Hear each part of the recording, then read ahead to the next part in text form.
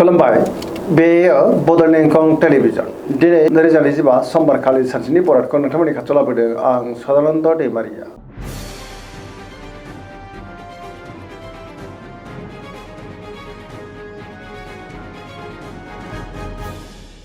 सिगां फरायनो लादों मेष राशि गिबि हांखो अ ल दिनैनि साना जोबोर मोजां गोसोखौ दिनै जोबोर गोजोननाय मोनगोन गुबुननि थाखाय गोबां मोजां खामानि मावनानै गोसोआव गोजोननाय फैगोन। सोरबा लोगोनिफ्राय हरखाबै मोजां खौरांबो फैनो हागौ मावलांनाय खामानिखौ दिनै गोरलैयैनो मावफुंनोबो हागोन मोनफ्रोमबो खामानियावनो जाफुंसारनो हागौ देहाया दिनै मोजाङैनो थागोन अब्लाबो नाथाय जानाय लोंनायाव सांग्रां जानांगोन रांखावरियाव मोजां होनजायो बेफार फालांगियावबो दिनै जोबोर मोजां मुलाम्फा मोननोबो हागोन आयाबो बांनो हागौ सोरबा लोगोजों बाख्नाय जानोबो हागौ बिदा फंबायनिफ्राय थोजासे हेफाजाबखौ मोननो हागोन बिमा बिफानिफ्राय अननायफोरखौ मोननो हागोन न'खराव बिसि फिसायनि गेजेराव अनलायनाया बांनो हागौ गोसोनि बोलोआबो बांगोन समाजाव मान मोननो हागोन लाइमोनफ्रा जोबोर खुसि जागोन आरो गावबा गावनि गोसोनि साननायफोरखौ दिनै फोरमायलायनोबो हागोन पजिटिभ एनार्जिनि गोहोम गोग्लैगोन सरासनस्रायै दिनै साना जोबोर मोजां आरो मोजाङैनो बारग'लांगोन।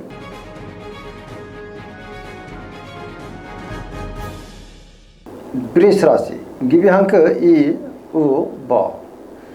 दिनैनि साना मोजां आरो गाज्रिनि गेजेरजों बाबेलांनो हागौ गोसोआव गोनो गोथो साननाय फैनो हागौ गावनि गोसोनि साननायफोरखौ दिनै गुबुननो फोरमायनो गोब्राब जागोन माबा नङा मोनसे जेंनाजों दिनै मोगा मोगि जानांनोबो हागौ सुथुरनि गाज्रि नोजोर थानोबो हागौ गोसोनि साननायफ्रा दिनै देबर नांनोबो हागौ गोसोआव गोनो गोथो साननाय फैगोन मावलांनाय खामानिखौ मावफुंनायाव माबा नङा मोनसे हेंथा फैनो हागौ समाजाव मान मोननो हागोन रांखावरियाव बारा मोजां नङा नाङा फाङा खरसाया दिनै बांनोबो हागौ बेफार फालांगियावबो दिनै बारा मोजां नङा होनजायो देहाया मोजाङैनो थागोन अब्लाबो नाथाय जानाय लोंनायाव सांग्रां जानांगोन बिसि फिसायनि गेजेराव अनलायनाया बांगोन मावलांनाय खामानिखौ मावफुंनायाव माबा मोनसे हेंथा फैनायाव गोसोआव दिनै जोबोर गोनो गोथो जानोबो हागौ आरो नेगेटिभ एनार्जिनि गोहोम गोग्लैनोबो हागौ फरायसाफोरा दिनै फरायनायाव गोसो दुंखांगोन आरो मोजां फिथाइ मोननोबो हागोन।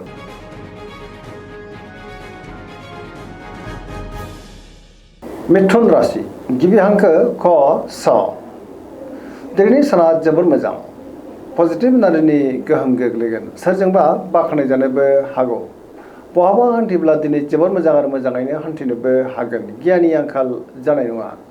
गोसोआव गोथों आरो गोग्गो साननाय फैगोन देहाया दिनै मोजाङैनो थागोन रांखावरियाव जोबोर मोजां होनजायो बेफार फालांगियाव दिनै जोबोर मोजां मुलाम्फा मोनगोन आरो आयाबो बांनो हागौ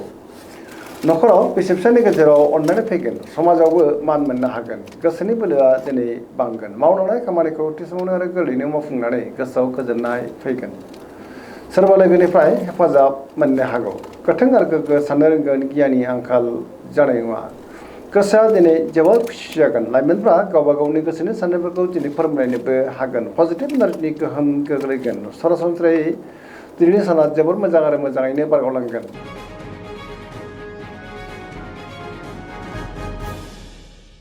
कर्कट राशि गिबि हांखो द ह दिनैनि साना जोबोर मोजां गोसोखौ दिनै जोबोर गोजोननाय मोनगोन गावनि गोसोनि साननायफोरखौ गुबुननो फोरमायनोबो हागोन सोरबा लोगोजों दिनै बाख्नाय जानोबो हागौ माबा नङा मोनसे मोजां खौरांबो मोननो हागौ सोरबा लोगोजों बाख्नाय जानानै गोसोआव गोजोननाय फैगोन गोसोनि साननायफोरा दिनै मोगथाङाव जाफुंनोबो हागौ पजिटिभ साननो रोंगोन गियाननि आंखाल जानाय नङा मावलांनाय खामानिखौ दिनै थि समावनो आरो गोरलैयैनो मावफुंनोबो हागोन रांखावरियाव जोबोर मोजां होनजायो बेफार फालांगियाव दिनै जोबोर मोजां मुलाम्फा मोननोबो हागोन न'खराव बिसि फिसायनि गेजेराव अनलायनाय फैगोन गुबुननिफ्राय थोजासे हेफाजाबखौ दिनै मोननोबो हागौ बिमा बिफानिफ्राय अननायफोरखौबो मोननो हागोन पजिटिभ एनार्जिनि गोहोम गोग्लैगोन अब्लाबो नाथाय गोसोआ दिनै जोबोर उसुखुथु जानोबो हागौ।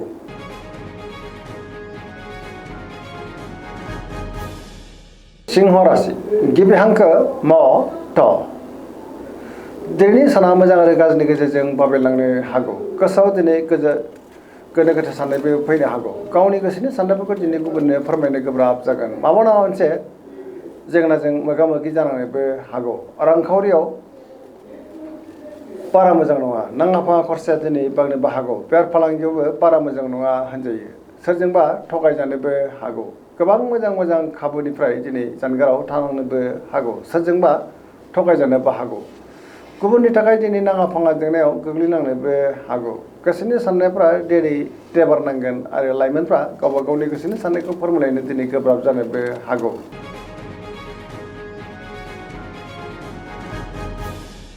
कन्या राशि गिबि हांखो फ थ दिनैनि साना जोबोर मोजां गुबुननि गोसोखौ गोरलैयैनो बोनोबो हागोन लोगोफोरनिफ्राय थोजासे हेफाजाब मोननो हागौ बिमा बिफानिफ्राय अननाय आबोरखौ दिनै मोननो हागोन बहाबा हान्थिब्ला दिनै जोबोर मोजां आरो मोजाङैनो हान्थिनोबो हागोन गियाननि आंखाल जानाय नङा गोथों आरो गोग्गो साननो रोंगोन रांखावरियाव मोजां होनजायो बेफार फालांगियावबो दिनै जोबोर मोजां मुलाम्फा मोननोबो हागोन देहाया दिनै मोजाङैनो थागोन सोरजोंबा बाख्नायजानाय गोसोआ दिनै जोबोर खुसि जागोन आरो पजिटिभ एनार्जिनि गोहोम गोग्लैगोन लाइमोनफ्रा जोबोर खुसि जागोन आरो गावबा गावनि गोसोनि साननायफोरखौ दिनै फोरमायलायनोबो हागोन सरासनस्रायै दिनै साना जोबोर मोजां आरो मोजाङैनो बारग'लांगोन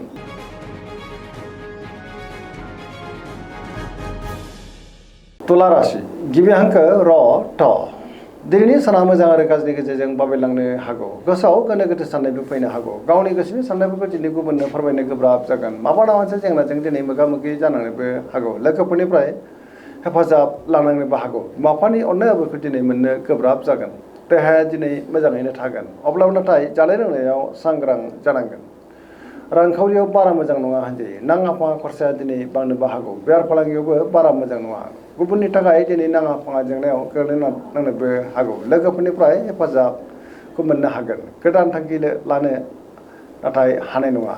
सेंग्रा सिख्लाफोरनि गोसोआ दिनै जोबोद उसुखुथु जागोन गावबा गावनि गोसोनि साननायफोरखौ फोरमायलायनो हायोब्लाबो माबा मोनसे गोरोन्थिबो जालांनो हागौ आरो नेगेटिभ एनार्जिनि गोहोमबो गोग्लैनो हागौ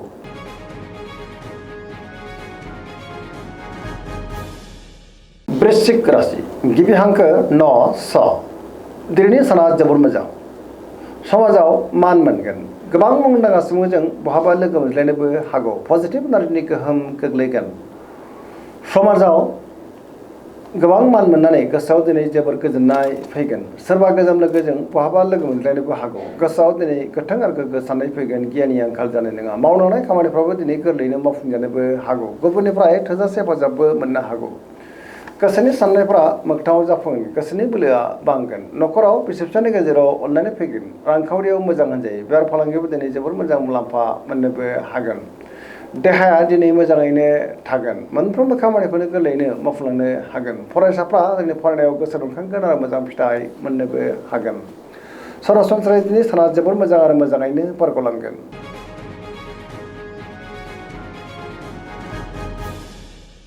धनु राशि गिबि हांखो ढ फ भ दिनैनि साना जोबोर मोजां गोसोआव गोथां आरो गोग्गो साननाय फैगोन गियाननि आंखाल जानाय नङा मावलांनाय खामानिखौ दिनै थिसमावनो आरो गोरलैयैनो मावफुंनो हानाय गोसोआव जोबोर गोजोननाय फैगोन बिमा बिफानिफ्राय अननाय बोरखौ दिनै मोननो हागौ बहाबा हान्थिब्ला दिनै जोबोर मोजां आरो मोजाङैनो हान्थिनोबो हागोन लोगोफोरनिफ्राय थोजासे हेफाजाब मोननो हागौ बेफार फालांगियाव जोबोर मोजां मुलाम्फा मोनगोन गोबां मुंदांखा सुबुंजों बहाबा लोगो मोनलायनाय गोसोआ दिनै जोबोर गोजोनगोन देहाया मोजाङैनो थागोन अब्लाबो नाथाय जानाय लोंनायाव सांग्रां जानांगोन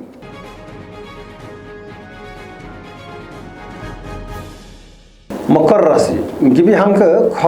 ज दिनैनि साना जोबोर मोजां गोसोखौ दिनै जोबोर गोजोननाय मोनगोन सोरजोंबा बाख्नायजानोबो हागौ गोबां मोजां खाबु दिनै मोननो हागौ रांखावरियाव जोबोर मोजां होनजायो बेफार फालांगियावबो दिनै जोबोर मोजां मुलाम्फा मोनगोन आरो आयाबो बांनो हागौ गोबां मुंदांखा सुबुंजों दिनै बहाबा लोगो मोनलायनोबो हागौ रांखावरियाव मोजां होनजायो बेफार फालांगियाव दिनै जोबोर मोजां मुलाम्फा मोननोबो हागोन गोदान थांखि लानो रोंगोन सेंग्रा सिख्लाफोरनि गोसोआ दिनै जोबोर खुसि जागोन आरो गावबा गावनि गोसोनि साननायफोरखौ फोरमायलायनोबो हागोन बिदा फंबायनिफ्राय थोजासे हेफाजाबबो मोननो हागौ जायखि खामानि मावानो दिनै मोनफ्रोमबो खामानिखौनो गोरलैयैनो मावफुंलांनो हागोन आरो पजिटिभ एनार्जिनि गोहोम गोग्लैगोन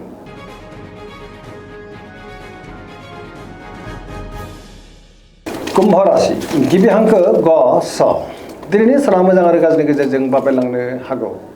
गोसोनि साननायफ्रा देबार नांगोन मावलांनाय खामानिखौ थि समावनो आरो गोरलैयैनो मावफुंनो गोब्राब जानोबो हागौ लोगोफोरनिफ्राय हेफाजाब मोननो दिनै गोब्राब जागोन बिमा बिफानिफ्राय अननाय बोरखौ मोननो हागोन बहाबा हान्थिब्ला दिनै जोबोर मोजां आरो मोजाङैनो हान्थिनो हागोन बिदा फंबायनिफ्राय थोजासे हेफाजाबबो मोननो हागौ गोसोनि साननायफ्रा दिनै मोगथाङाव जाफुंनोबो हागौ पजिटिभ एनार्जिनि गोहोम गोग्लैगोन आरो सरासनस्रायै दिनै साना जोबोर मोजां आरो मोजाङैनो बारग'लांगोन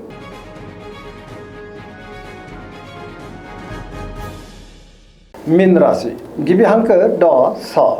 दिनैनि साना मोजां आरो गाज्रिनि गेजेरजों बाबेलांनो हागौ गुबुननि थाखाय दिनै नाङा फाङा जेंनायाव गोग्लैनांनोबो हागौ नेगेटिभ एनार्जिनि गोहोम गोग्लैगोन गोसोनि बोलोआ दिनै लोरबां जानोबो हागौ समाजाव मानहानि जालांनोबो हागौ देहाया दिनै मोजाङैनो थागोन अब्लाबो नाथाय जानाय लोंनायाव सांग्रां जानांगोन बिदा फंबायनिफ्राय हेफाजाबखौ मोननो हागोन रांखावरियाव मोजां बेफार फालांगियाव जोबोद मोजां मुलाम्फा मोनगोन सोरजोंबा बाख्नायजानोबो हागौ लाइमोनफ्रा जोबोर रमान्टिक जागोन आरो गावबा गावनि गोसोनि साननायफोरखौ दिनै फोरमायलायनोबो हागोन फरायसाफ्रा दिनै फरायनायाव गोसो दुंखांगोन आरो मोजां फिथाइ मोननोबो हागोन दिनैनि राशि फरायनाय एसेनोसै जोबनायाव बेखौनो खावलायो जाहाथे नोंथांमोना सानफ्रामबो जोंनि बे बड'लेण्ड इंखं टेलिभिजनखौ नायबाय थायो आरो साबस्क्राइब खालामो लोगोसे लाइक खालामो आरो शेयार खालामो एसेनोसै गोजोन्थों।